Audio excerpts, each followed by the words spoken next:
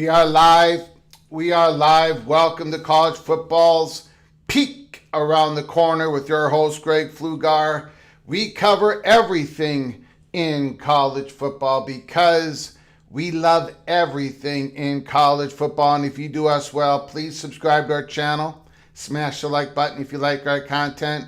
Share the video with your family and friends. Do not forget to ring the notification bell. This is our second live show. You don't know when we're coming on next. I don't know when we're coming on next. You got to get yourself notified. If you want to support this national independent college football rebel outpost with a donation, help us keep the lights on and grow the channel, just hit that $sign where you make your comments, and I will get to your super chat as quick as I possibly can.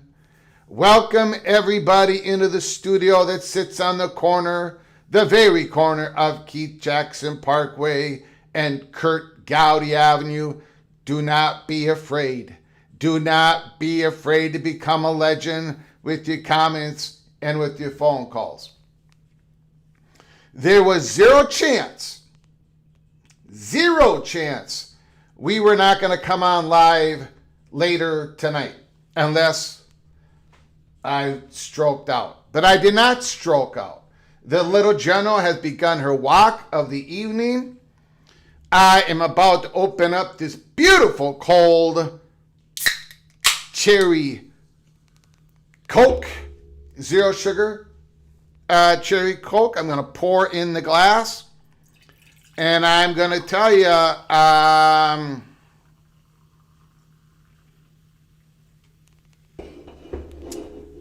I have been, we've been grinding. We have been grinding this afternoon. I have kept my powder dry. I haven't been making all these type of comments on my X account. I've been keeping my powder dry. Been talking with people. And tonight, and again, I want to apologize to those who watched the show earlier today. I might have gotten a little bit out of hand quite a few times, actually. So I apologize for my unprofessionalism. But it is a live show. I never edit. I don't even know how to edit. All these episodes, never use the edit. I'm not smart enough to use the edit button. Whatever you do, cut it up, clip it up, remix it, whatever. I don't even know how to do it. So, that's why my singing performances, not all that good. Not all that good.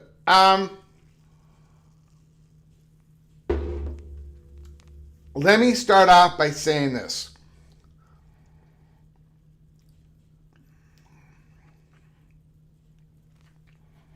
Nothing is imminent. Now, there might come a day where I actually say there's a hot bubble of action going on. I'm not going to say that tonight unless I get some sort of message during the show. Nothing is imminent. Nothing is operational right now. Okay? So when we look inside the Holy Smokes Theater, all we got is a sign up here. 147 million. July 1st, 2026. Freedom of association. Sometimes it takes a rebel.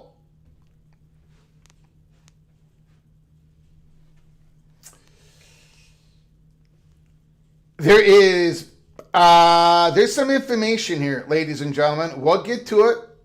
In fact, I'll get to it right now. I'm going to get to it right now.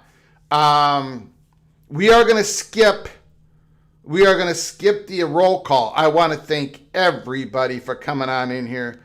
Thank you. I appreciate it, especially because it's our second live show of the day.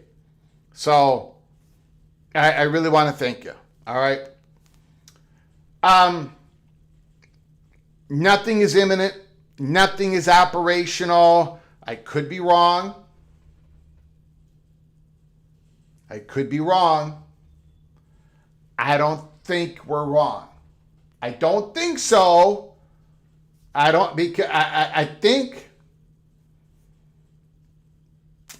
we're not infallible. You know, we got the USC thing right. We got the Oregon-Washington right. We got the Colorado right. We got the Notre Dame going to Big Ten hockey right. We got the PJ Fleck story right. We got some wrestling news correct in regards to North Dakota State going to the Big 12 years ago. And we've broken a lot of stories at Peek Around the Corner. We didn't always have a YouTube channel to do it. We did it on 247. We did it on Twitter at the time.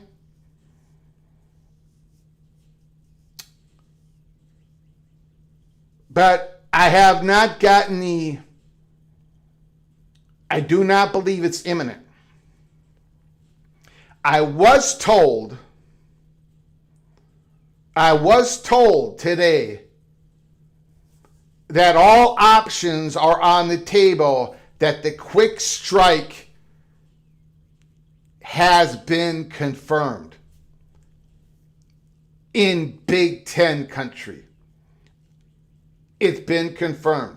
Remember, this came from the Florida State money perch.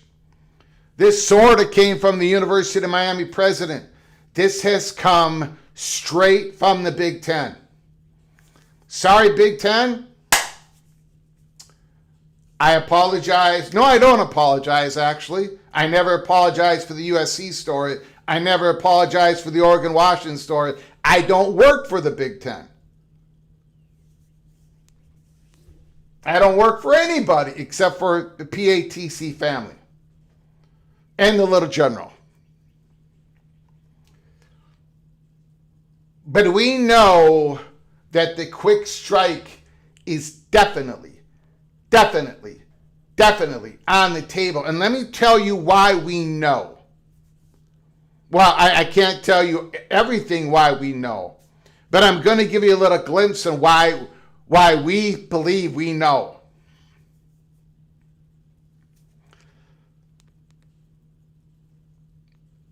The move that the Big Ten makes, and this is not, look, I thank you. The little general is in the chat room. The little general has made it into the chat room. Everybody behave. Everybody behave. Thank you, little general. Thank you, honey, for letting us give us the time and the space to do a second live show. Thank you, honey. It takes a lot of sacrifice. Thank you. Appreciate it. Love you. Love you, love you, love you.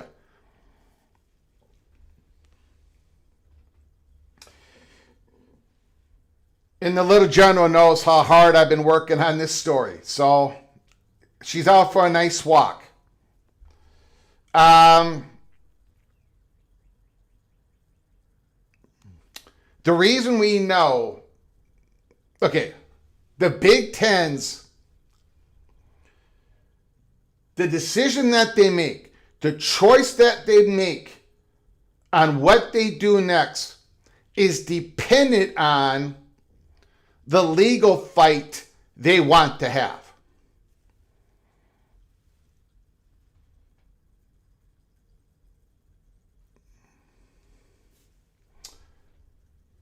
And I do not have information on if they've made that decision yet. But we were told, we were clued in at Peek Around the Corner. And I want to say this. I want to say this to everybody in the chat room and everybody who's going to watch this show later on when they put their head on the cold pillow.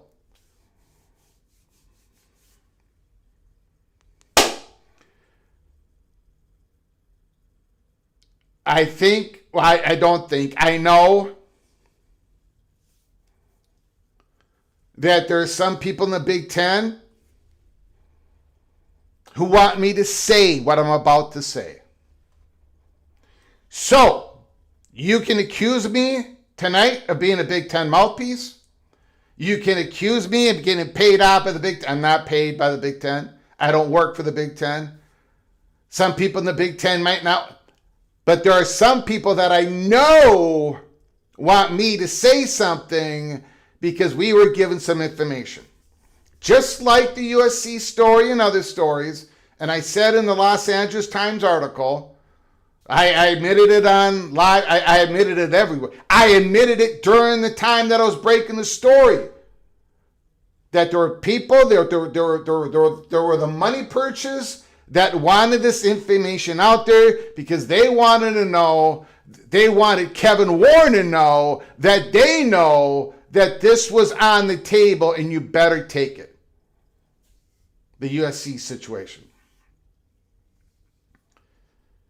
There are people inside the Big Ten. Again, it's a big conference. There's disagreement, but there are certain people that want to take it one way and there are people that want to take it another way.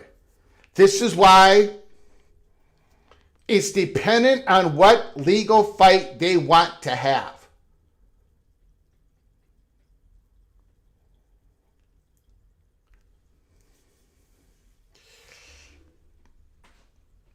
And we'll take it from the top. The freedom of association, which we've been talking about for weeks and months.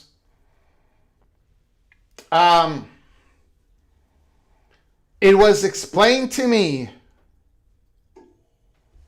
and this was like a holy bleep moment of today. And now I can give it to you so you can go through this moment. The best way to have this freedom of association legal fight is for the Big Ten to do the quick strike. They're not using the term quick strike. I'm using the term quick strike because that's the Florida State money perch. He used it, and that we sort of socialize that now. But it's a conference expansion. quick conference. We're calling it the quick strike. The best way to fight it is to do the quick strike. In other words, you add on school A, school B. You add it on quick. You add it on during this fight. And who's going to say what? Congress is going to say you can't do that. Congress is say you can't do that. Look, I had a whole bunch of things explained to me. I took notes. I took more notes. I understand about 1/10 of what I wrote down.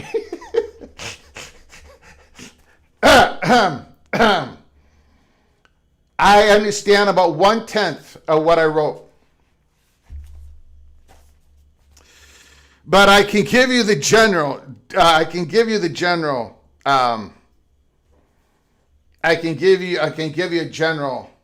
outline. And this is the first one. We're just going to be talking about the freedom of association here. The legal fight that the Big Ten might want to take on. One of the options.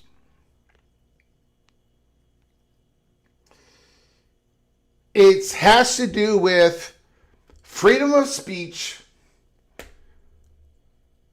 Freedom of association is not written into the Bill of Rights and the Constitution and everything. But the First Amendment, the free speech, has been over the years, the Supreme Court, freedom of association has been a part of freedom of speech. The freedom of association, as explained to me by people who want me to know this and to deliver the message tonight,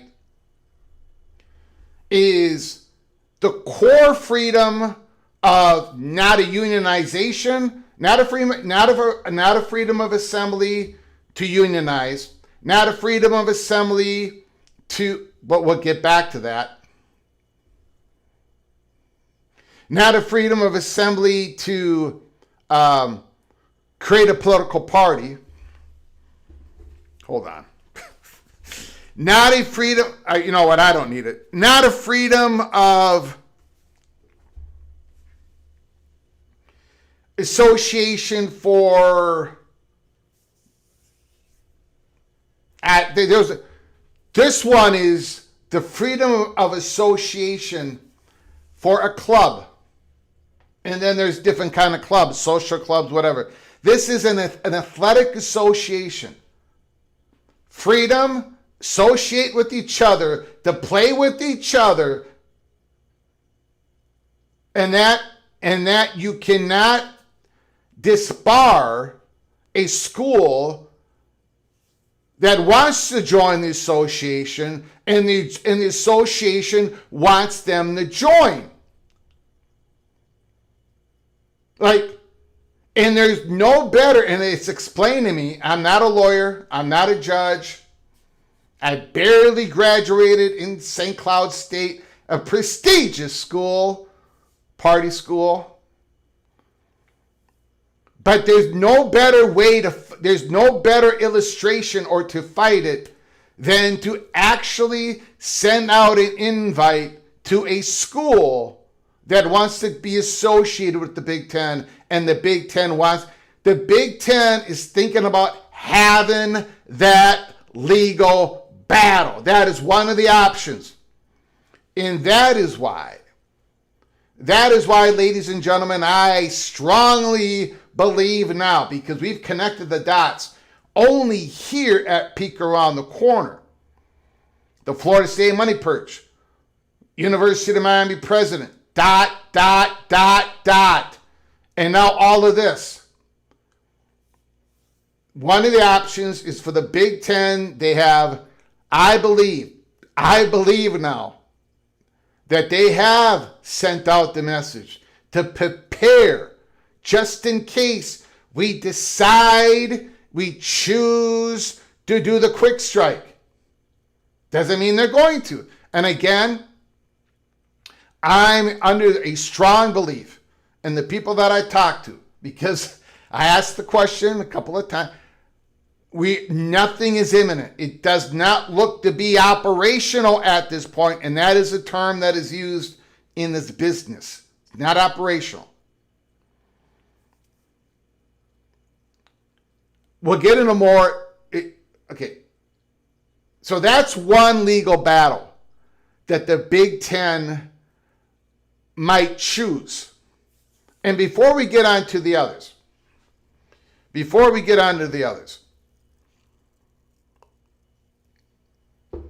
excuse me, again, we are going to open up. I know none of you believe me, but we are going to open up the phone lines early tonight. Okay? And when you call in, the floor is yours. And I'm not going to go crazy like today. Early, I'm keeping it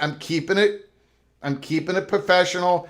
You go ahead and call. The floor is yours. Super chats, I'll get to them as quick as I can. The floor is yours. Then the other comments, I'll get to them when I can, if I can.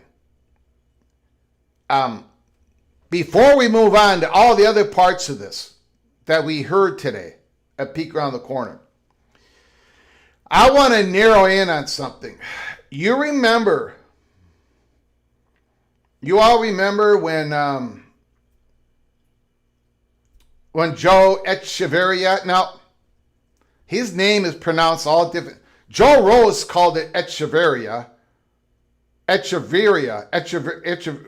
So I'm going to call him that. If I'm giving him the wrong name, no disrespect, I apologize. My thick northern Minnesota accent. We'll blame it on that. Joe Echeverria said something, he said it unsolicited.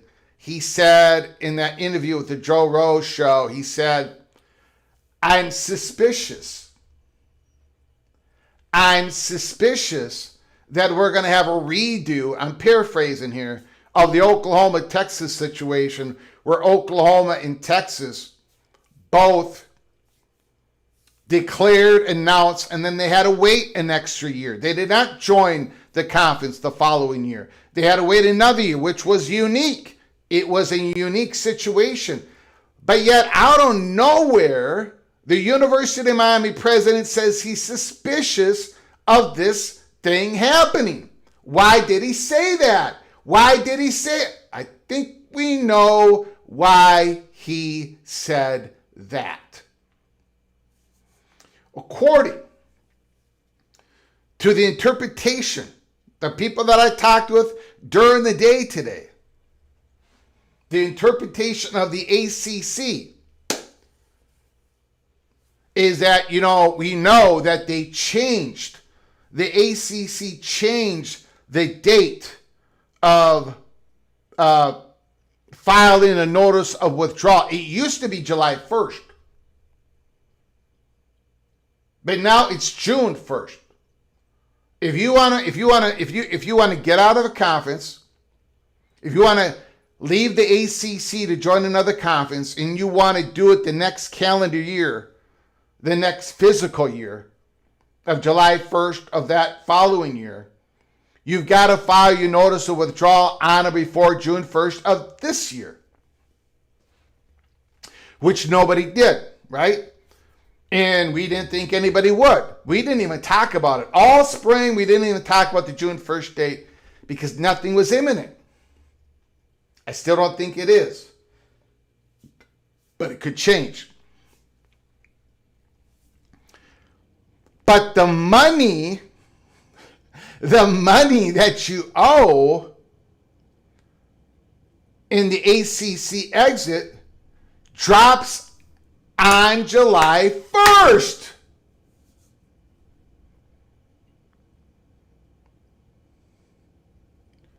So in other words, if we'll take another school. We'll take Florida State for an example. If Florida State had filed a notice of withdrawal on or before June 1st, they'd be paying $165 million to join the SEC, the Big Ten, on July 1st the following year. But if you wait until after July 1st, you pay $147 million and you join the new conference in July of 2028. Therefore, you have to play 2 years. That you do the Texas, I mean, there's still differences, of course, but you would do the Texas and Oklahoma scenario. It is almost incentivized. It's built in that you might do the Texas and Oklahoma scenario. Maybe not on its own, but you throw this, the Protecting College Sports Act, you throw this in the mix, in which they were talking about it on the Joe Rose show. They throw that in the mix to where everything might be frozen in time. That the memberships of the Big Ten and the SEC might be frozen in time. And you're looking at a Florida State, you're looking at a Clemson who went to the courts, who risked a lot. They risked a lot to have the opportunity to possibly talk with another conference so they could jump to another conference, give them the opportunity to have first party talks, which they were not allowed to do, and they were not getting those first party talks. They were not, I don't care who said what. They were not having those first party talks. Now they're having a lot of talks because they won the court case. So with Protecting College Sports Act and the way the ACC days are lined up, June 1st, July 1st, the money goes down on July 1st, it basically makes it a strong possibility that we're going to have the Oklahoma-Texas scenario, which you leave the conference 1 year, but you don't join it the next, you wait another year. With both components combining with each other, what's going on in Congress and how the ACC exit works, that Joe Echeverria basically said, he is suspicious that is how it's going to work because they've war gamed this out. Miami has everybody, the ACC schools will have the opportunity, the possible opportunity to jump to the Big Ten and the SEC. They have that opportunity. Okay. Now that we explained the 147 on July 1st, now that we explained the Oklahoma-Texas redo and what Joe Echeverria said,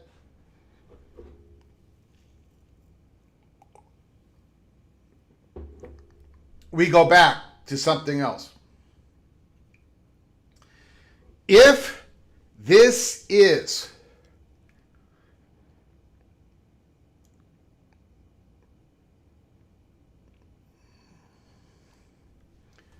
NBM, great. If a quick strike happens and the PCSA passes, doesn't that mean the media rights will get pooled? What's the benefit of being in the P2? Huge exit fee to make the same as the ACC schools. That gets us to the next challenge. Does the Big Ten want to legally challenge the freedom of association now? Or do they want to challenge where the optional pooling rights become mandatory pooling rights? Because right now it's optional. Right now, there is nothing written that the Big Ten, the SEC, has to pool their media rights with everybody else. Right? And the Big Ten is going to make a whole lot more money in their next, supposedly, potentially, they're projected to make a whole lot more money in the next contract. The SEC. The argument is, as it was explained to me today, where does the Big Ten want to fight the fight? Do they want to fight it between optional and mandatory in a congressional bill? Because it's not going to be mandatory right away, but eventually the Big Ten and the SEC thinks it will. Then is it too late to fight the battle? Is that a battle that is a better chance of losing that battle, or do they fight it now? Not with the pooling rights situation, because they aren't going to mandatory do it right away. So there is no battle to fight. But to nip it in the butt, this might be the battle they want to fight. Right now, the quick strike. Right now, the freedom of association. In other words, the Big Ten and the SEC, whoever does this, if it happens, if it's not operational right now, but they would love, one of the options is to say, look, you're going to deny Florida State the ability to join the Southeastern Conference? How do you have that ability, Congress? This is a private organization, for God's sakes. It does not mean it. Where do you get this? It's unconstitutional. I mean, there's a lot of lawyers saying that on that. That's the battle that the Big Ten might want to fight, and fight it early instead of waiting. There's also this other thing where, or the SEC. I just know that it's confirmed in the Big Ten that the quick strike is on the table. Not imminent, not operational. And I'm not reporting that it's happening. I am reporting that it's on the table. And it is. And we're not the only ones who know that. Keep your eye on those who have been very aggressive in reporting that this is pushing the Big Ten and the SEC towards a breakaway. Keep an eye on those reporters if you don't want to believe anything I say. Okay? But let me get back. Let me get back.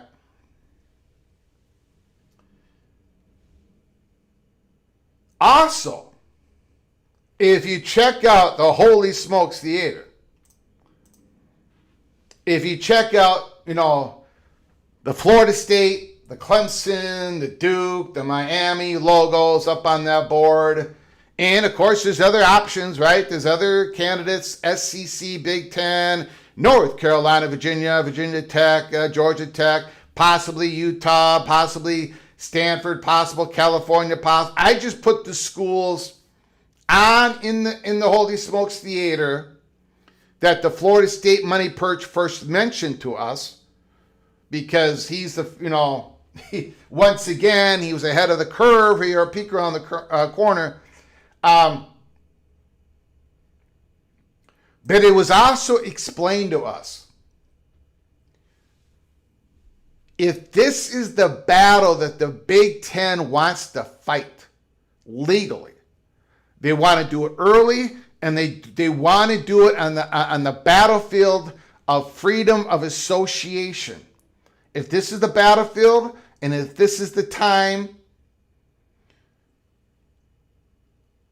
what school is willing to do it? What university is ready to dance with the devil? What university would be willing, ready, and able to take this up? What school is really, truly ready to do something like this? Because you don't know what the outcome is going to be. Well, we know Florida State and Clemson would be willing to do it. SEC of the Big Ten. Of course, look what they've already done in the courts. That was they just were out there.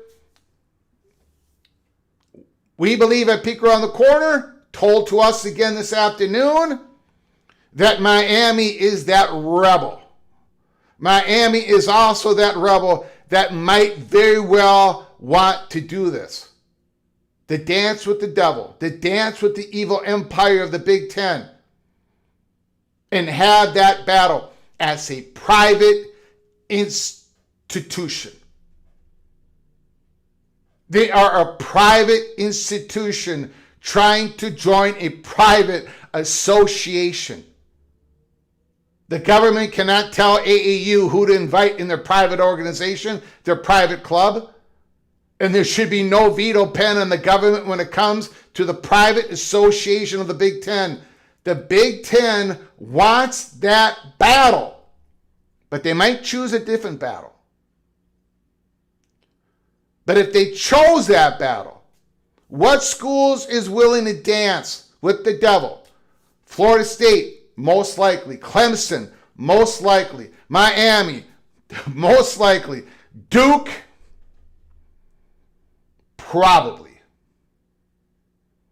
And there might be a couple others. Most likely not Georgia Tech. Most likely not Stanford. Most likely not California. We've been told this stuff during the day today.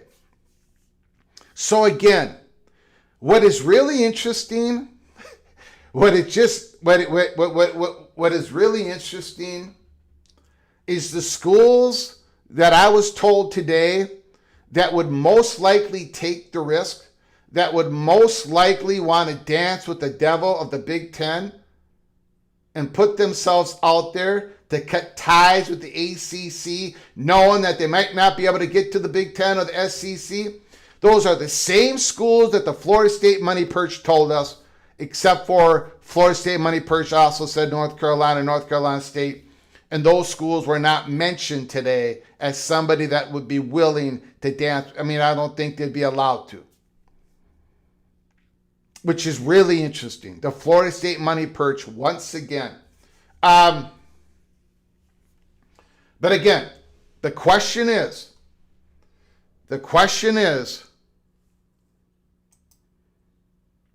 any of these schools willing to dance with the devil? Has the Big Ten got into the point of, have they gotten to that point where they've asked, where they've had that conversation? We believe there has been conversations, communications saying, we're not planning anything at this point. This is coming from the Big Ten. Our timetable is not right now for expansion. We're looking at options, blah, blah, blah. But you might want to keep yourself ready just in case because of what is unfolding. Okay. So that's that. More communication on about the pooling of the media rights. The Big Ten and the SEC, as we have reported before, been confirmed today that they consider this bill eventually to be, everyone is going to be mandatory. Everyone's going to have to pool their media rights together. Every one of them. For everything. And it's going to be done by this government entity, this board. This bill is leading up to the Cody Campbell plan. And the Big Ten, and of course, probably the SEC, but again, I got this information today from Big Ten people, so it's all I got for you. But this is another legal battle that they're willing to have. The Big Ten has invested. We talked about it. They have invested. They have risked. They have gone with multiple media partners. They have built the Big Ten network. They risked their dollar. They risked their value. They risked the conference. And all that is going to go away. Private organization, the Big Ten network, with a company with Fox. That's another legal battle that they're willing to have. The problem with that legal battle is it's going to take a few years because the government probably won't step into that right away. But who knows? Who knows, right?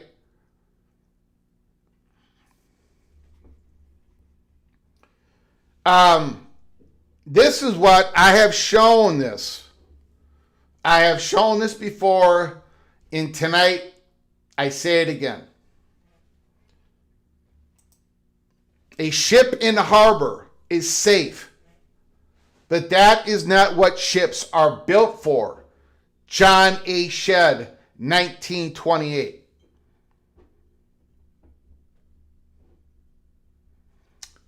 I say this because I do not believe that the Southeastern Conference is just going to lie down. I don't think the Big Ten is just going to lie down and have Cody Campbell run it. I don't think they're going to have this Levine. I mean, they're taking shots at the Big Ten. They're mocking the Big Ten and the SEC tonight. They're mocking them. Look at these comments. Look at these comments.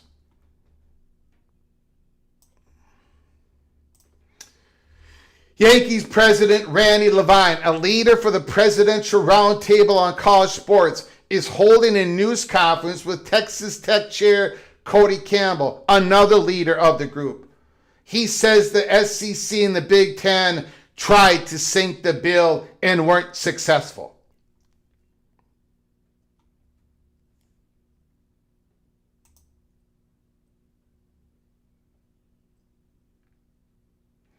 And then it talks about the Super League. The bill of language prevents anyone from realistically forming a Super League, including outside firms and entities. We talked about it at the end of our live show earlier today, where maybe a Super League private equity would come in and poach teams for a 50-team Super League. And Greg Sankey says, so we are correct in our assessment. Interesting admission, and I look forward to actually see it in writing. And then the Big Ten and the SEC comes out with a statement. I'm not going to read all of that, but basically it says, yeah, this bill, we're not supporting this bill. You guys, we've tried to give you constructive, we try to work with you all, but you don't want to work with us. Basically, that is what the Big Ten and the SEC are saying. It is a war. It is an absolute war for the future of who gets to decide. Who gets to decide? If this bill passes, and if the Big Ten and the SEC are not successful in their legal battles, the government is going to decide college sports from here on in. And the growth of their decision is only going to grow. They're not going to be taken back out.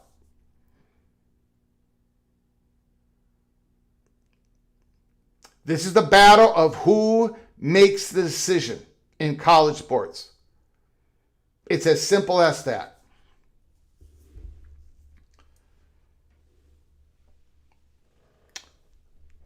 I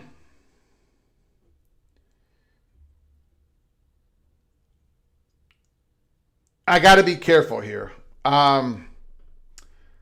First of all, there's 242 people in the chat. I appreciate it. Subscribe, smash the like button. Very much appreciate it.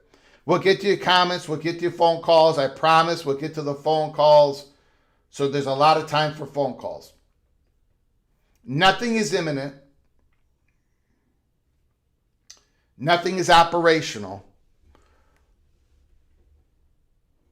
But the Big Ten, and this is where I would get in trouble with the Big Ten if I was associated, if I worked on the Big Ten network or if I was some sort of reporter, but I'm not.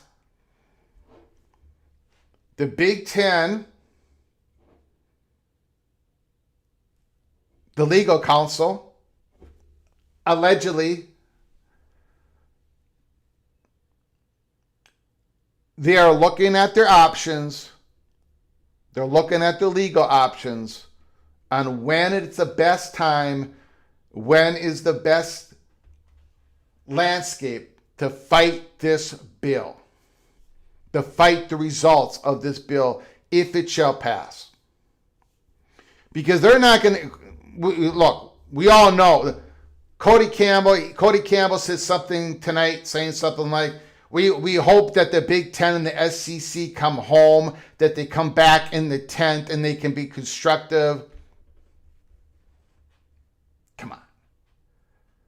Cody Campbell, you have been doing character assassination attacks on the commissioners, on the conferences. You don't want the conferences to be able to make decisions. We know your game, Cody Campbell. The question is, who's going to win the legal battle? A private association that normally would win this battle 99 out of 100 times? Or is it going to be this government takeover that wins the battle? That's what it comes down to. I can tell you tonight, still, nothing is imminent. I know that's going to disappoint a lot of you. Nothing is operational, but the Big Ten is going to choose their option on where to go, where to do battle. The Big Ten is not going to just lie down on this.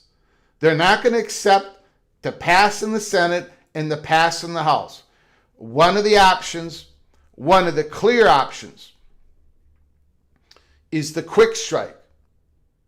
But not for the reasons that I was thinking. The quick strike, not for the reasons that the Florida State money purge from his perception. Not for the reason why maybe President Joe Echeverria of Miami. The reason of the quick strike is to have that legal battle now. To have it as quick as possible in a subject that they think they can win. Why would the government be able to determine the association of a private organization in the Big Ten? As long as the Big Ten is following their own bylaws, as long as the Big Ten are doing what they're supposed to do as a nonprofit private organization. Why suddenly are you taking that away from them? Just because they hit a level of success, that's enough to take away their sovereignty? That is the battle that the Big Ten would love to have.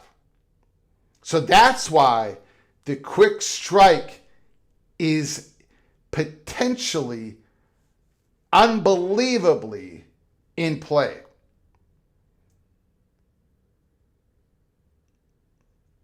They got to have the right partner. They got to have the right schools. They got to have the right rebel. They got to have somebody willing to dance with the devil. Because this legal battle could take a long time, and you could be in purgatory, Miami, Duke, Florida State, Clemson.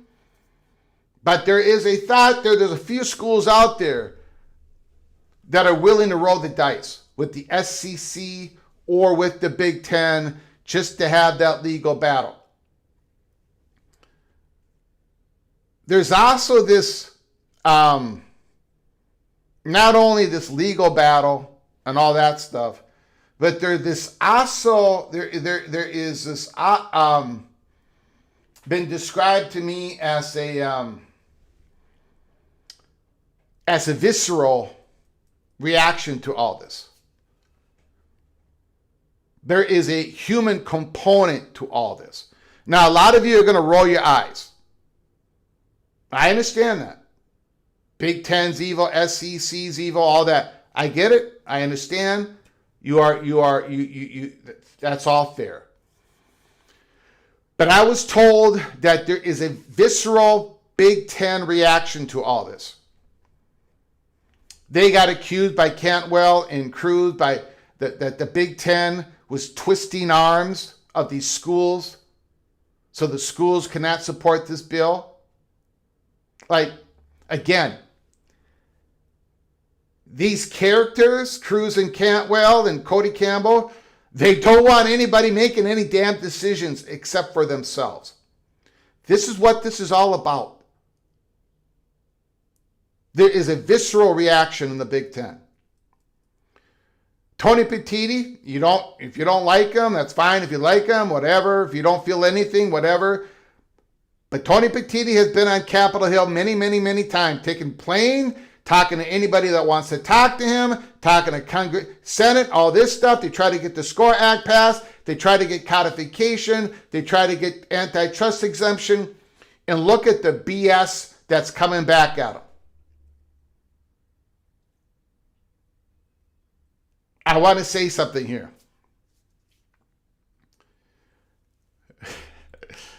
It was told to us, not by a Big Ten,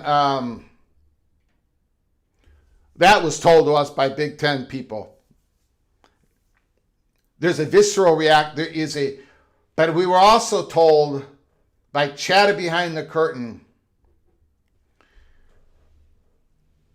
and this is, I was going to lead our show with this, but then we got all this other information.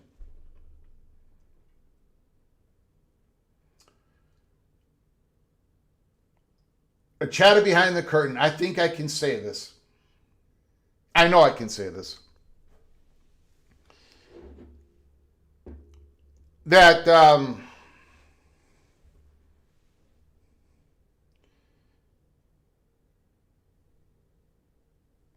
Greg Sankey has been convinced.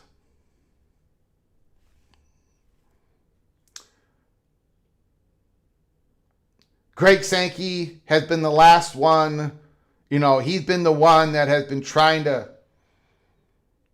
get things worked out, the SCORE Act. He's been the one that has been trying to hold the gates closed on a breakaway. He's been the one that's been, this isn't, we don't want to do this.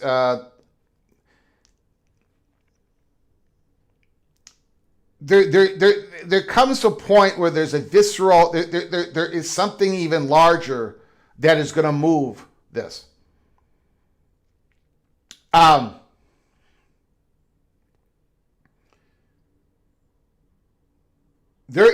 don't know. Look, this is college football peek around the corner. I wish I had a crystal ball. I know you come here for us to give you that peek around the corner. We told you about the DEFCON 1. We told you about all this break.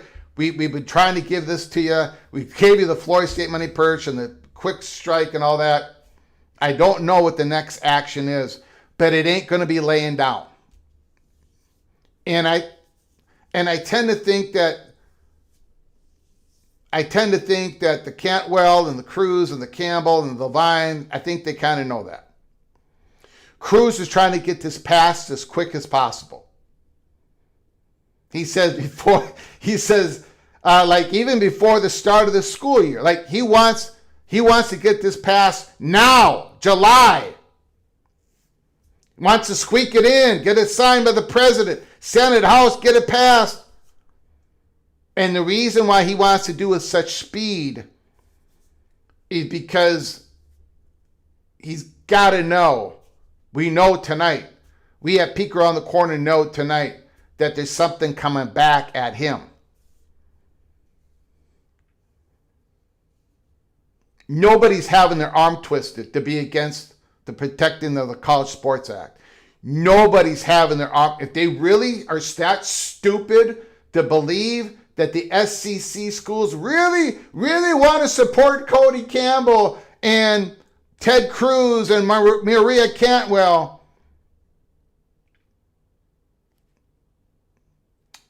so Ted Cruz is acting with speed. At some point, the Big Ten and the SEC are going to react beyond putting out another letter, a white paper, saying that we try to work with you, we've tried to do this. Let me know, what is the battle that the Big Ten is willing to do? The freedom of association battle?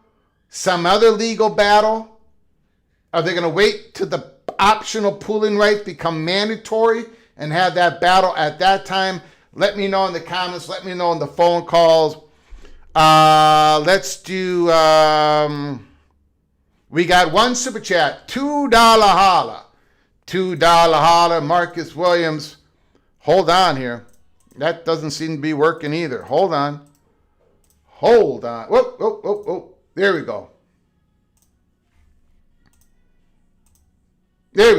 Cruz said they passed the bill before school starts. Yeah, they're trying to get that. They're trying to get it done in July. Or this calendar year. I think he said school start, but he wants to get it. This is on a fast track. you've got the August recess, right? And then you got the election. So I think before the end of July. Thank you, Marcus Williams. Thank you for the $2 holler. Very much appreciate it. All right, we'll go to your phone calls. Phone lines are open. 763-260-1333. 763-260-1333. Let me know what you're thinking. Again, Levine and Campbell, the Big Ten and the SEC, they tried to sink the deal and they were not successful. Call from Mohr Simmons. Mohr Simmons, the floor is yours. Thanks for calling. I do appreciate it, sir. Yes, Greg. I was pissed off earlier during the show earlier today. Yeah. And I did state, and I think you got a nice little chuckle out of it. I said it's going to have to be a response within 48 hours. Yeah. And I knew it. You just couldn't sit back because the wolves are at the door. I mean, it is clear. And yes, you did touch on it when you said something about Ted Cruz is in a rush to push this across the line. It's a reason why. Because over time, this was to linger over time, they will lose votes because everybody will see it for what it is. They will lose votes. That's one. Number two, yes, the Big Ten and SEC will be forced to make a move. He knows that. So it's two things he's looking at. Either he's going to lose support for this crappy bill, or Big Ten SEC is going to move. That's why he's pushing for it hard. Cody is the ringleader.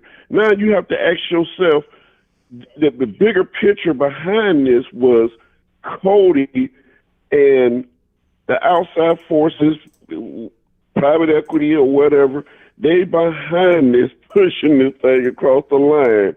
They're trying to push it across the line. Now, I'm glad to see that, okay, Big Ten look like they finna take steps. I'm glad that finally, they got a match lit. Okay, now let's put it in motion and let's do what we got to do. Florida State have proven that we are a fighter. We would take you to court if that's what it got to be. We would do that. Clemson would do that. Okay, so I do know when I said earlier today, we did not go to court against the ACC and just lose money for nothing and just sit here and rot on the vine. No, we did not do that. So if anything, we gonna fight. We will fight for it. So it's about what other schools gonna step up and fight and join. That's the main thing right there, because we want out of the ACC. I don't care if it's the Big Ten or the SEC. We just want out. Ross Dellinger. That's the bottom line. Ross Dellinger reports on Capitol Hill today, a U.S. senator accused the SEC and the Big Ten of puppeteering and intimidating their schools to oppose her bill. While landmark legislation is on a brink of a Senate vote without the industry's biggest stakeholders, the jig is up. Maria Cantwell is accusing the Big Ten and the SEC of intimidating their schools to be against this bill. Well, I hope she got proof. I hope she got proof, because that's a big accusation right there. I hope she had proof. It's one thing to say it, but you better have proof to back that up. Just unbelievable. I appreciate it, sir. All right. Okay. Thank you, Mohr Simmons. Great call, Mr. Seminole.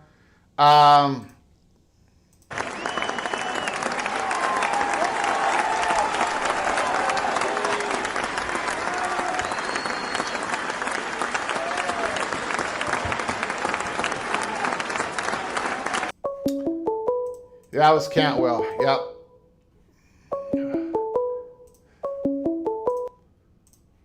from Scottzilla.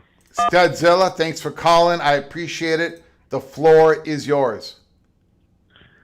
Yeah, I just wanted to bring up two things here, both about what you're talking about here.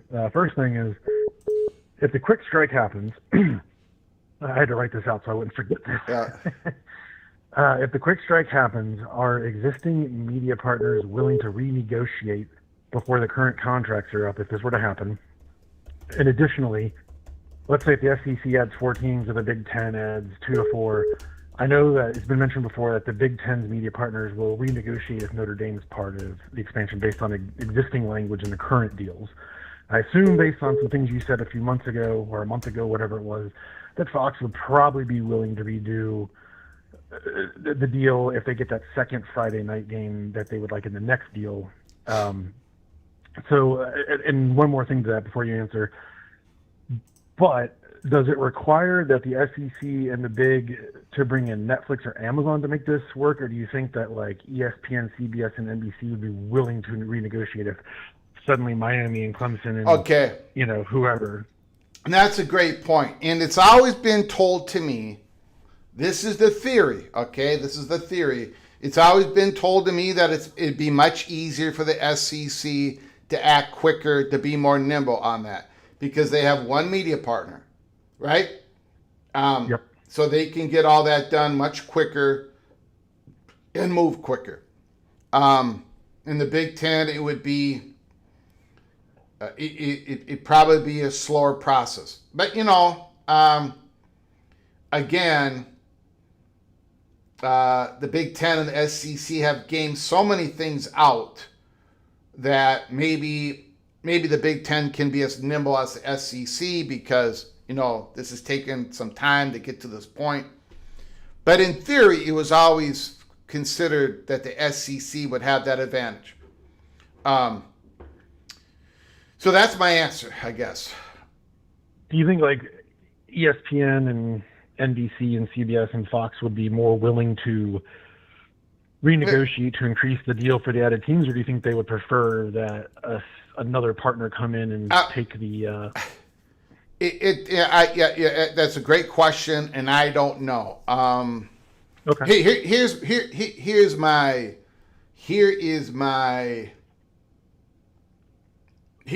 and I made a little bit of a joke on X with this.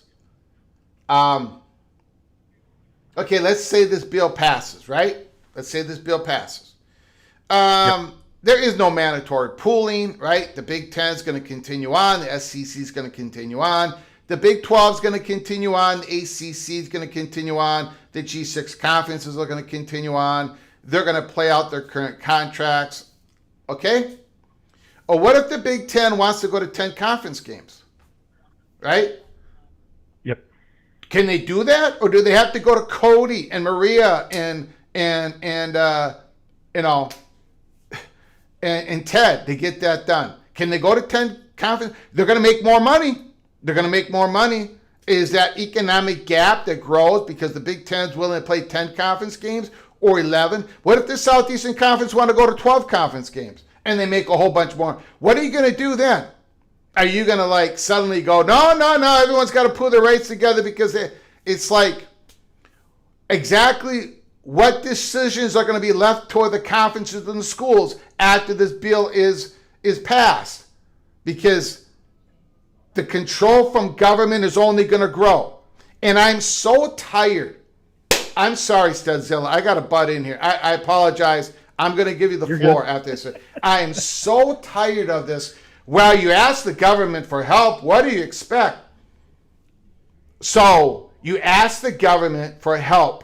You spend millions of dollars. You go up there all the time, and you're trying to get an exemption, an antitrust exemption, so your member institutions can create their own rules and govern their conferences, govern this 70-team, 138-team thing.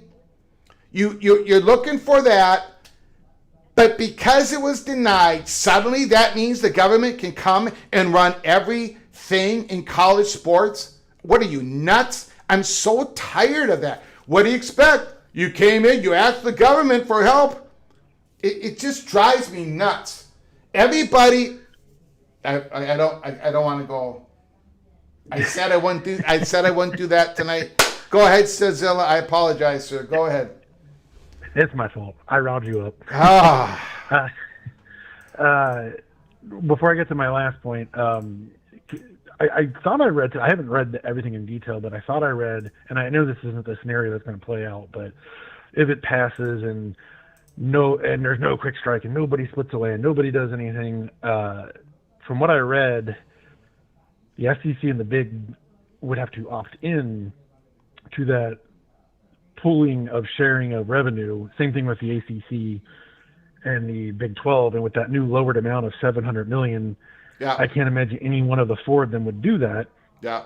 And honestly, I don't know why anyone other than the absolute bottom feeders would do it. Like I don't know if you're the Pac-12 you would sign up, because there's probably someone below you and that's going to bring you down. Like the only ones that are going to sign up for it are the ones that are like whoever is like the bottom two, maybe two or three conferences, like, Conference USA, Sun Belt, and I don't know, maybe the MAC, but it just seems crazy to me. But is that correct, or did I read that wrong about the having to opt into the pooling of it? Or Well, see, here's and I don't mean, here's the greater point. It doesn't even really matter what the bill says, as long as they pass it, because the most important part of that bill is they can go back and insert more of their power over the college sports. They've admitted it. It's in the bleeping bill. So it can be optional one day, but if this bill passes, they can just change it. They can make it, man. Look, I'm going to show you something, Studs. Hold on. I'm going to show you something. Ben Portnoy, Levine opening teleconference. Again, the New York Yankees guy, along with Cody Campbell, wrote the bleeping bill with sports, with Smash Capital, Big Ten and the SEC, the two biggest conferences, the two most eyeballs, the two most money. They're not even a part of any of this. This joke says, today was a monumental day in the effort to fix college sports. For the first time, we have a real bipartisan bill that passed the Commerce Committee. The fight's just begun to fix college sport. This is the beginning. This is their hors d'oeuvre. This is their side salad. They're coming in, baby. Cody Campbell and his $1 billion are coming in, and they're buying everybody off. This is it. This is the government control of college sports. I don't know. I'm exhausted by saying, I've been saying it for over a year. People cannot get it through their thick head. This whole title, we're saving something. So they get we're saving it. We're saving it. You're not saving anything. You're giving it to the government. You think the government's going to save this? You think they're going to make it better? I'm sorry. Go ahead, sir. No, you're good. I feel like this is related, not to get too political. I'll just say one quick thing to that goes along with what you're saying. It backs it up. Is if you look at any recent bill that the government has put into place, and you look at the name, it almost always does the opposite. So if it says something like Save Americans, it's not saving them. If it says like the money saving bill, it ends up spending more than it saves. Like just go look at like any of the big ones in the last couple years, and they're all like that. But anyways, the last thing I wanted to mention is it would be funny, if Cody Campbell, who tried to force someone who broke the golden rule to play football on the field, and he's lost that battle, and now he's tried to control college football to will it into the way he wants it, and he will ultimately change it forever, but not how he probably pictured. So he's basically going to go 0 for 2. Yeah. Yeah. He's probably not used to losing, and he's already lost his first big battle. And regardless of how this turns out, it's not going to turn out how he envisioned. Yeah. So he's going to go 0 and 2.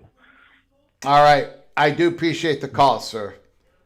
Yep. Thank you for calling. I'm sorry I me. interrupted you a couple times. My bad. You're good. All right. Thank you, sir.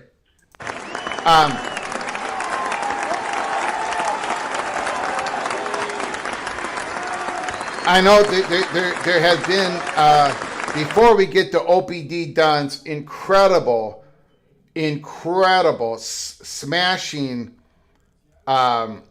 incredibly generous super chat. Thank you, OBD Dunn. Before we get to that incredible super chat, I know there's been a few comments saying, Greg, you're getting political. You're going to get banned and everything.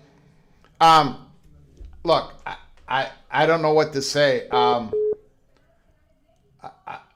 not ripping just one political party here. This is a bipartisan mess up, in my opinion. I'm not ripping on one party. I'm ripping on both. Now that is political. I get it. I think this bill is junk. And there is not, and I know some people think one party is for big government and the other party is for small government. Both parties are for big government when it helps their political causes. Okay? Both parties are for small government when it helps their political whatever. So one might be, I'm ripping on both parties. Okay? I'm not even ripping on both parties. I'm ripping on the people who are supporting this bill. You can rip on me. Go ahead, rip on me. Disagree with me. But please, save me. Give me the respect. Give me at least the respect to say, Greg, I'm for this bill because the Big Ten is horrible, the SEC is horrible, and we need to blowtorch all of this. But don't give me this. Don't give me this. Oh, Greg, this is not the government taking over. Come on. Nobody believes that anymore. Nobody believes that anymore. Okay? That's not worth the oxygen that you're using to say that. Please give me that respect. All right. OBD Don, massive super chat. Holy smokes.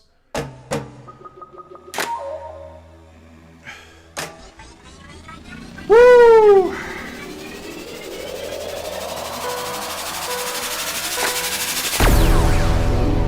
$100 holler OBD Dunn. My goodness. I've been on the air for over almost 5 hours today, and OBD Dunn has just supported the program through it all. Massive super chat. Thank you, sir. I appreciate it.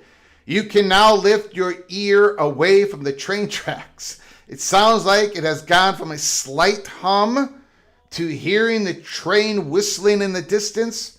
You look left and right and back to hearing tick, tick, tick, tick. You can see the drones coming down from both sides of the tracks. Buckle up, crew. Yeah. Yeah. Now, I will say, and I will admit, and I do apologize, that at times today I have been completely unprofessional. But can I, and this is not an excuse, but I just want to say, I'm not the only one. There is a visceral reaction to this. And that's going to move the needle on possible speed of what happens next. And it's okay if you don't believe me. I'm fine with that. If you think that I'm the only one reacting to this, if you don't think, if you, like some of the one email I got, I mean, these are professional people. These people are so much more smarter than I am. I mean, they don't have as good a singing voice as I have, but they're smarter than I am. And they're sounding like me when they write an email right now. This is the reaction. There is one administrator within a Big Ten university, within the athletic department of a Big Ten university, not the University of Minnesota, but one of the founders of the Big Ten. I'll give you that hint. One of those 6 universities. There's an administrator there who has told one of the Big Ten associates, he called this a war for survival. So, again, all those people out there that dragged me over the coals because I called it a DEFCON 1 a few months ago, that I said the Big Ten was at war. Let me say something to you tonight. You're an idiot. You are a moron. Okay?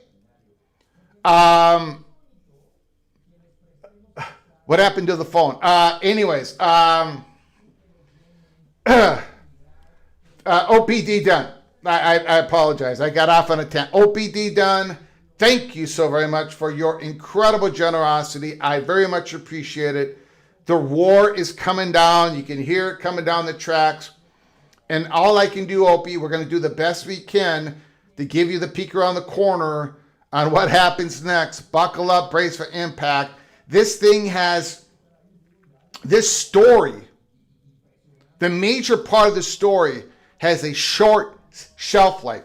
We're going to know by the end of June into the July, 6 weeks, something. The bill's going to pass, not pass. And if it passes, then we're going to have a story that's going to stretch out for quite a while. OPD done. Thank you so very much. Call from. All right. Rick, can you hold on for a moment? I got behind because I got off on a tangent once again. Oh, yeah. I apologize. Thank you. Thank you, OPD done. I'm sorry, Opie. I got on a...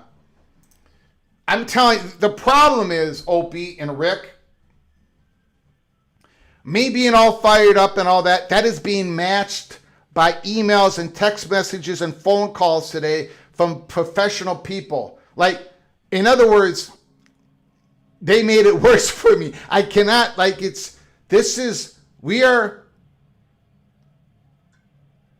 a war for survival. That's all I can say. Studzilla. Studzilla, everyone is welcome to join on the Big Ten Lifeboat except for Texas Tech. Everyone, thank you for becoming a member for 7 months, Studzilla. Very much appreciated, sir. You are hereby knighted cloak and dagger. Cloak and dagger. Thank you, Studzilla. I appreciate it. Frank Pater, Super Chat. Virginia Tech Hokie. Bam.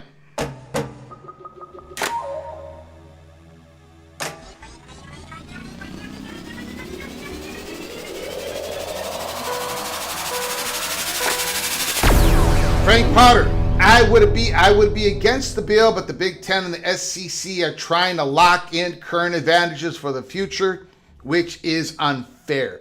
Only conference winners should be guaranteed playoff spots. And you know, I mean, a lot of people kind of agree with you on the conference winners only being guaranteed playoff spots. The problem with that is it probably would not, that type of playoff format would probably not bring the eyeballs, would probably not bring the revenues to that particular playoff format. And that's why it's never going to happen. But thank you, Frank Potter. I appreciate it. I appreciate your comments and your contributions to our family, our channel. Thank you, Frank Potter. Thank you for the $10 holler. And we got one more, Rick, and then we'll get to you. I apologize. Lockman62228. Don't underestimate the NFL. Do you think they want to fight for players? Thank you for the $5 holler. The NFL, what was it? The NFL unions came out against this bill today. They did. They came out and said, this ain't good. This is not good enough. This takes away hundreds of millions of dollars to the student athletes and da-da-da-da-da. They're not having correct representation. They don't have collective bargaining. So the unions did come out against this. Rick, the floor is yours. Yes, they did. And the NFL owners are heavily in favor of it because they're thieves. Yeah. This is an interesting approach that the Big Ten is taking toward, I think, getting the jump on Congress. If they do what you were talking about there at the beginning of the show and go with the take the teams and then use the expressive association attachment to the First Amendment. Yeah. That is that's big time law, through an old case, NAACP versus Alabama back in 1958. And if they can do that, they could try to tie up the legislation before it got signed.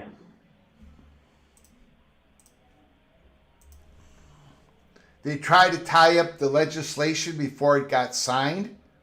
Yes, if they were to sign up, Miami and whomever, and then come back and file a lawsuit. Mm-hmm. Wait, stop. Hey, we need an injunction right now before this goes through Congress. That might be signed. Yeah, that might be part of it. Yep. Yeah, they would get the first jump. Mm-hmm. They would get the court to file in. Yep. And it would be heavy federal court on a First Amendment right, which would jumpstart it to the Supreme Court. Woo! So they're really smart people that are doing this. Yeah. Yeah, and it was described to me after this Senate hearing and all that. I had time to have a bunch of discussions. It was described to me as exactly where does the Big Ten, what battle do they want to fight? That's what it's going to come down to. Like their legal counsel is going to make the decision. This is where we should fight the battle, and it could be the quick strike. Or it could be something else. Yeah, well, they want to pick the battlefield. Yeah, the location. Yeah. Yeah, and but they're going to need a partner on the quick strike. So. Well, yeah. But there's a lot to be gained from being that partner that joins on the quick strike. I'm sorry. What was that? There is a lot to be gained. Yes. By the school or schools that become the partner on the quick strike. But there might be something to lose, though, right? Well, I don't know. What if you're Utah? What do you get to lose? Well,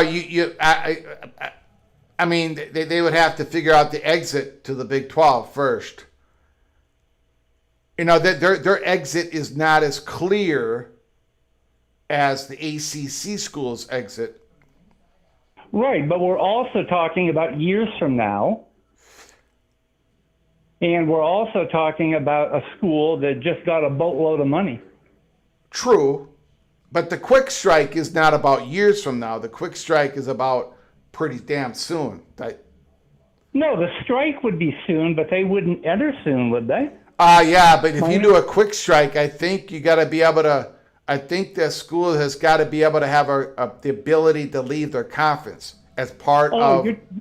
That's where you had the money coming in the post that you posted, paying the $147 million on July 1st.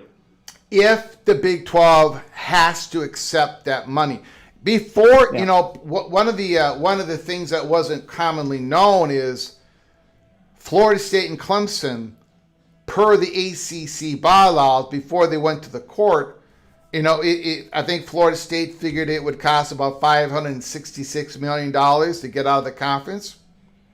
Mm-hmm. But the truth of the matter is the ACC did not have to accept that check. They could have said no. So, but now they have to accept the check. That was part of the settlement. They have to accept the check. That was one of the big parts of the settlement. So I don't even know if the Big 12 would have to accept the check from the Utah or Kansas or whatever Big 12 school. I don't know. Okay, well then let's substitute Duke for Utah. Okay. What's Duke got to lose? Well, let's just say, and we're just obviously speculating, but let's say Duke writes that $147 million check, and now they're expected to join the Big Ten in July 1st of 2028, right? Yep. They write the $147 million check. They write it all because, I don't know, that part of the settlement, maybe it's not. But we're trying to figure out ways that they can lose, right? So they're out $147 million. And Congress is saying, no, that according to the bill that we passed, you can't do that. There's a legal battle, and the Big Ten loses the legal battle. Okay. And now Duke has to go back to the ACC. And the ACC says we're going to keep some of that money. I don't know. Maybe there isn't. Maybe there isn't that risk other than the scorn of your conference mates. But I don't think you get much scorn because every other ACC school is trying to do what you do. That's a good question, Rick. You can ask any visiting team that's ever gone to Duke. Scorn's all over the place. It goes both ways. That's true. And then there's, I guess, there's also a question of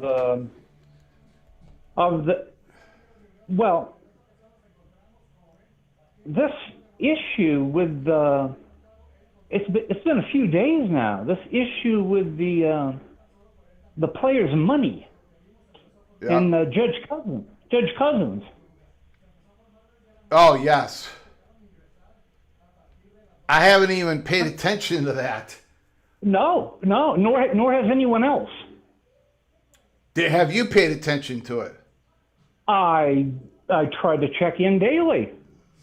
And we're waiting for His Honor to make a ruling. Here we are. I completely forgot about it. But it's coming soon. It's coming before July 1st. Yep. Yes. Yes. And that's going to have a big impact on a lot of things. Yes, it will. It will. Yes, it does. That is a big bomb that's about to go off. Well, one way or the other, to get it's either going to detonate it, or it's going to be inert or whatever it is. Yeah. Because but it's got to be dealt with. Yep. You got to pay the bill. I mean,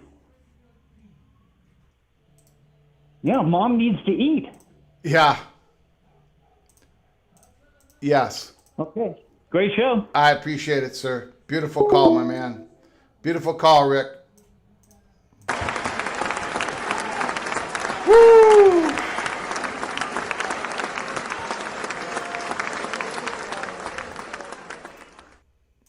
We got a $5 holler from Mayor McCheese. $5 holler.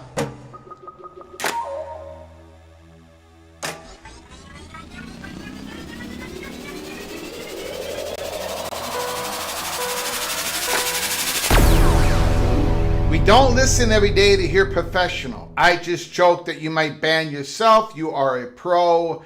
Keep it up. Thank you, Mayor McCheese. Thank you for the very kind words. Thank you for the $5 holler. Very much appreciate it. Thank you very much. We got Frank Pater, $10 holler.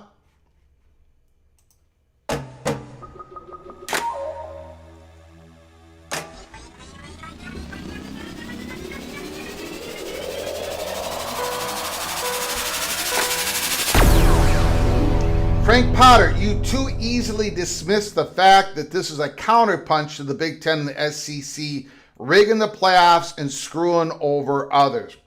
I can understand why I can be guilty of that. I probably don't show enough empathy and all that, but I got to tell you, my history is the following.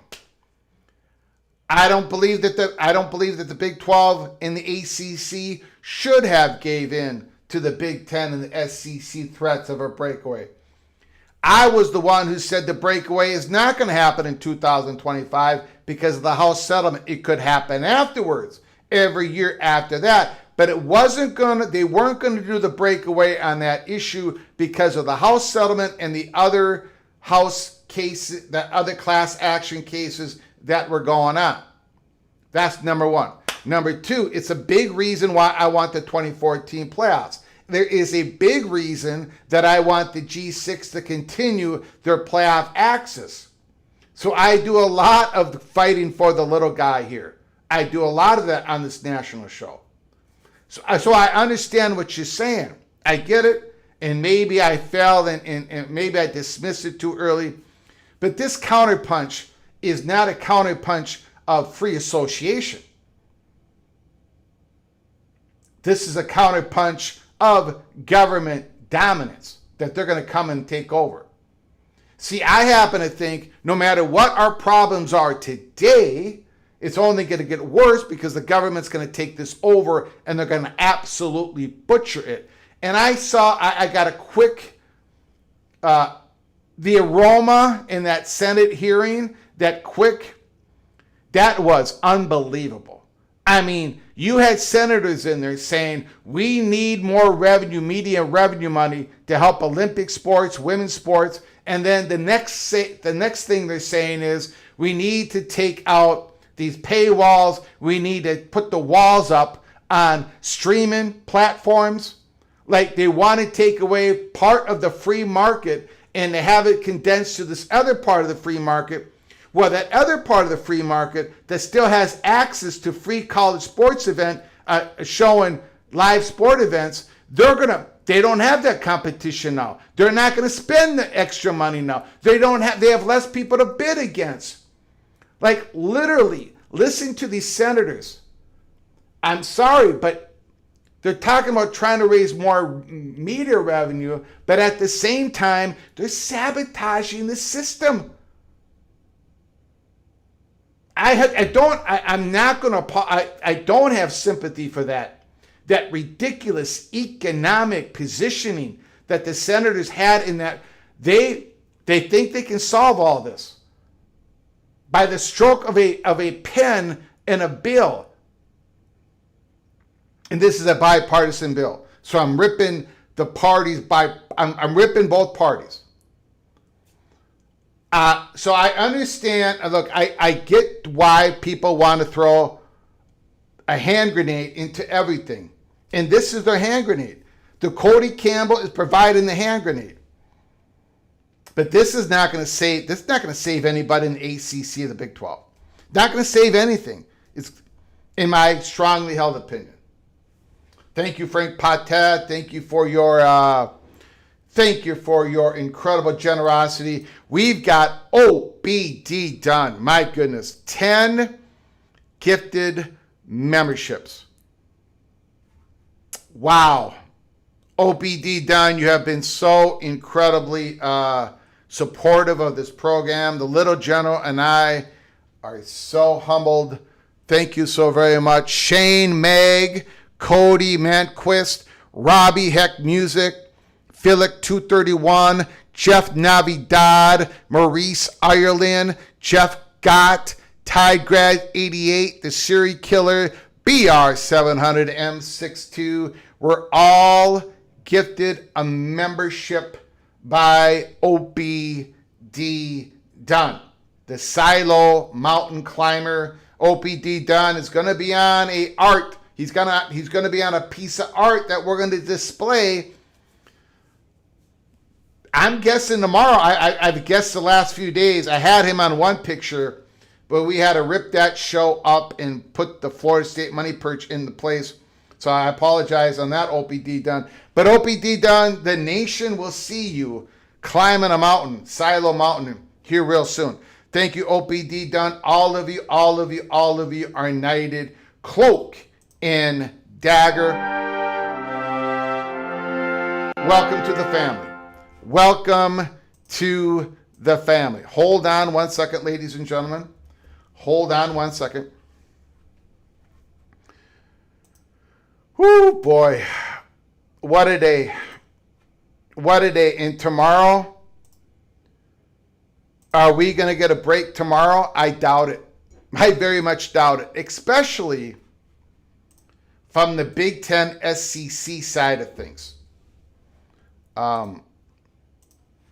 I think there's going to be some communication other than a polite letter kind of, sort of, to Cantwell and Cruz and Dakota Campbell. Hold on one second.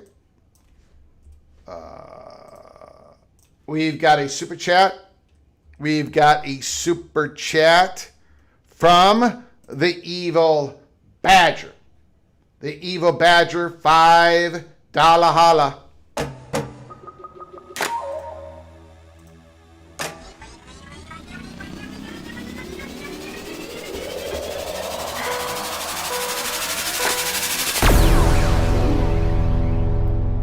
The P4 should do a preemptive lawsuit in federal court. Well, the problem with that is the Big 12 and the ACC are not with the SEC and the Big 10 on this.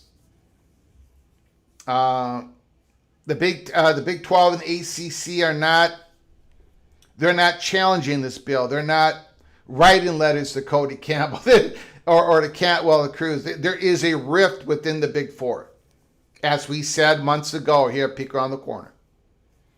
So the P4 together, preemptive lawsuit in federal court, probably not happening. Evil Badger, probably not happening. Thank you so much. Mowing After Dark, I'm just going to put that up on the board. Mowing After Dark. And again, I'm going to tell you, talk to some Big Ten people today, and one administrator was able to give us information, and all their language that they're using matches what Mohan just said on this college football YouTube channel. There is a visceral reaction to all of this. And that might move the needle further and faster than any of us expected. I did have to hang up the phone call because I have to get going. I have been on the air for an hour and 40 minutes tonight. We did a 3.5-hour program earlier today. I got to get stuff done. I've been working all day on this. But you know what? I appreciate your incredible support. Because without your support, we would not be able to do 5 hours live. We would not be able to pull it off. So I do want to thank you. I know the little general is listening, and we're both very humbled by all your support. Marcus Williams, thank you so much. Donnie McNerney, here is $5 to the ticket to the Holy Smokes Theater. Great job, Greg. I didn't even see that, Donnie McNerney. I do apologize, Donnie. Thank you so very much for your $5 holler, for all your support. A massive super chat by OPD Dunn, and a massive gifted membership. Holy smokes. Thank you, OPD Dunn. Evil Badger, like always. Thank you. You're very kind, Evil Badger. Thank you, Frank Potter. I appreciate it. Mayor McCheese, Lockman, and Studzilla. Thank you all. The phone calls, the comments. And we still got 234 people in here tonight. But I got to get going. There are things that I have got to do. And then I got to get ready for tomorrow's live show, because I got to tell you, tomorrow is going to be dramatic. I think it's going to be very dramatic. From what I've heard, phone call, email, text, buckle up, embrace for impact. If you're new to the channel, please subscribe and get yourself notified. Ring that notification bell, because you don't know when we're going to come on live next. All right, we go where the story goes. I want to thank you all. Until next time, from all of us at PATC, to all of you, please, y'all take great care of each other. And as always, God, family, Golden Gophers.